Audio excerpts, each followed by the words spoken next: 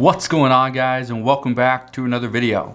So I told you guys earlier in the second video that I did today that if we saw new updates, if the House went and passed that 3.5 budget resolution bill, I would come back and I would fill you in on all the latest updates.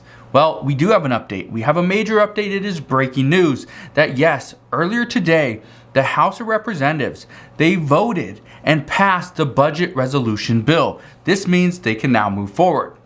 With the passing of this bill, they also agreed that they will vote on the bipartisan infrastructure bill by September 27th.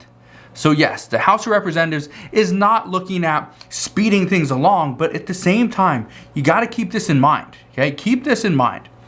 The House of Representatives, they are not supposed to be back from their August recess, from their summer vacation until September 20th. So they're giving themselves 7 days, 1 week from the time they come back from recess in order to pass the bipartisan budget or the bipartisan infrastructure bill.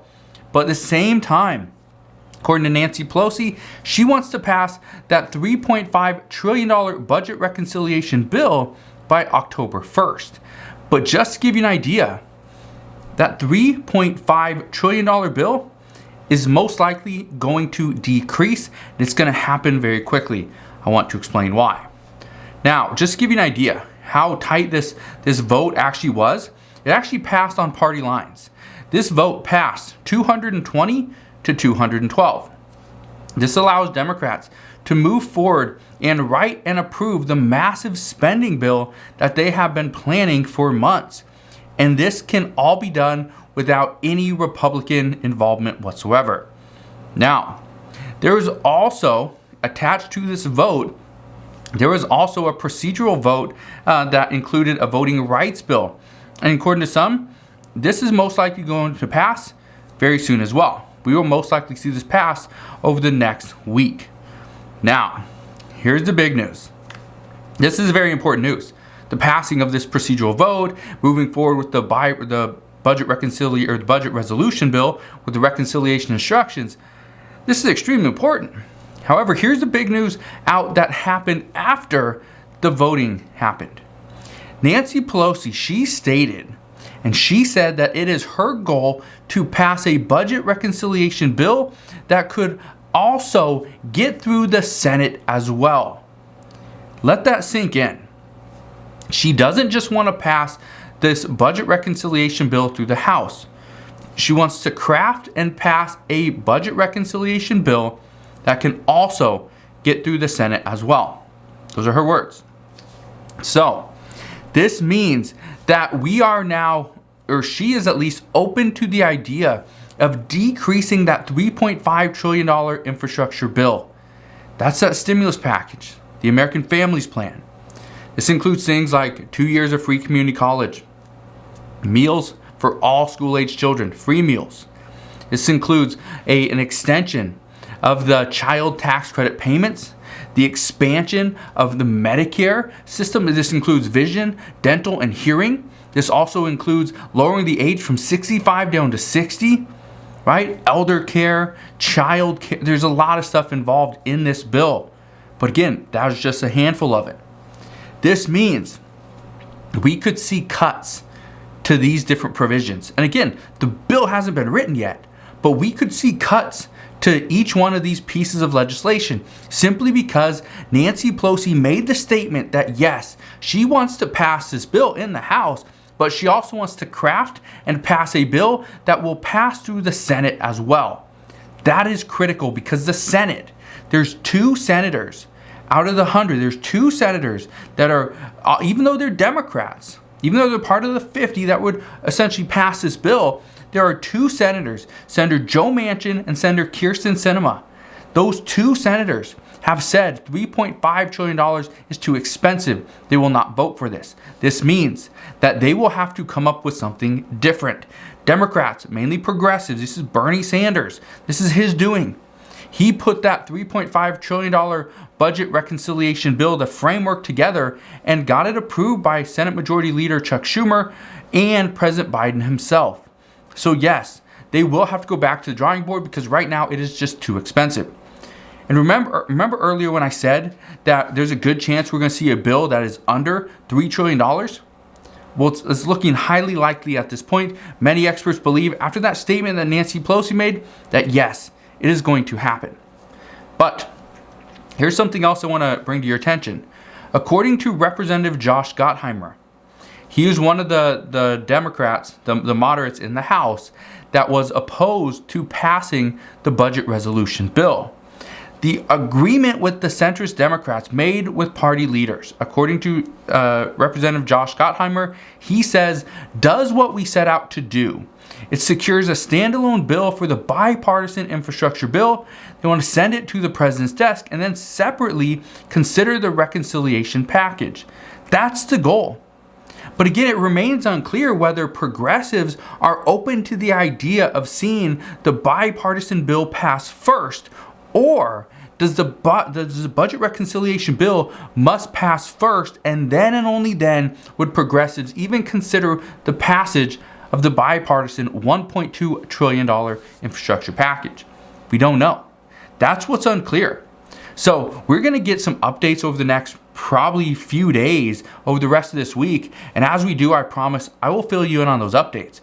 I just wanted to give this to you because I think this is extremely important to understand not only the passage of this $3.5 trillion budget resolution bill, but what does this entail? What comes after this bill? That's where the statement from Nancy Pelosi and Representative Josh Gottheimer, that's where these are critical. Nancy Pelosi made a major statement that yes, she wants to not only craft and pass the bill through the House of Representatives, she wants to also find one and do something that the Senate will pass as well. And at $3.5 trillion, it's just not there. So the good news here is that this means we are going to get things done a little bit quicker. Even though the House of Representatives will not be back into Washington, well, they're still there, okay? They will leave eventually, but then they'll come back on September 20th, which is almost in a month, okay? Almost in a month, what, 27 days? So it's a little while. But when they come back, hopefully they have the bipartisan infrastructure bill or the budget reconciliation bill. Hopefully that one is written. We know all the details of that bill. That would be great, right? If we get these leaked reports of what's included into that bill, that would be just spectacular. I would absolutely love that. But many economists right now worry that COVID surges even more than we have been seeing lately. If when unemployment runs out, again, which is going to happen on September 6th, which is less than 2 weeks away, and the eviction moratorium, when this ends on October 3rd, we could be in a world of hurt. The American people could be suffering through more issues than they have been in the past. Consider this. In the past year, unemployment has always been a thing. It's always been a thing. We've always had unemployment benefits. State unemployment, the $300 per week boost. There's a small amount of time, right around August, September, October of last year. We didn't have that $300 per week boost for unemployment benefits. And when that boost expired, when that boost went away, we saw the economy really slow down. The economic growth went to a halt because we had no stimulus checks. We had no unemployment benefits of $300 per week. And a lot of people were struggling. Right? But this is what experts are saying, that they are worried that once this happens, we're going to be in a world of hurt. Experts also recommend that any additional assistance that we can give the American people is needed at this time. They say it could be a stimulus check. Again, it doesn't matter the amount. At this time, it doesn't matter the amount. And I want to clarify this because I want people, you can bash me all you want, and I completely understand that, and I accept any criticism that you give me.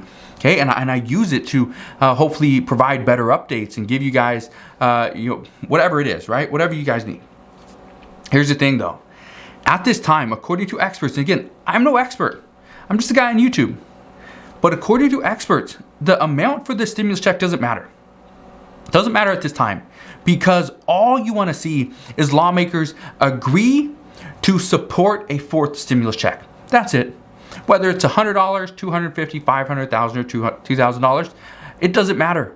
We just have to get lawmakers to agree to support a fourth stimulus check into the next package. If they can do that, then and only then will the discussions of, well, how much is enough? How much? According to some, $2,000 as a one-time payment would provide about 4 months worth of assistance. And 4 months worth of assistance is enough to get us through almost the winter months. Let's say this passes in September, we get checks in October. October, November, December, January. 4 months would get us almost through the winter. And then they say, let's reevaluate, let's get back to the drawing board and determine, are we still seeing COVID cases increasing? If yes, then yes, we should probably see an additional stimulus. Are we still seeing the unemployment rate go up? Are people not going back to work? Are people still being let go because of COVID cases and less people needed for these employers? If so, maybe additional stimulus, because we know the unemployment benefits are not coming back. They won't be extended. And did we ever see an eviction moratorium extension? If not, well, maybe let's provide a stimulus check to those that are absolutely hurting. So yes, the talks are still there. But they also say, let's extend mortgage and rental assistance. Let's push for more. Let's get more in there. Let's get more in there and make it where states have to give this money out. This is all that you have to get this money out in a set amount of time. Have to get it out.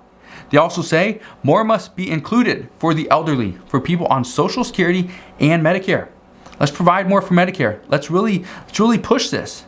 Vision, dental, hearing, and lower the age. It's going to help out millions of additional people. But also, let's provide more for Social Security before the 2022 cost of living adjustment kicks in, because the American people need that money today.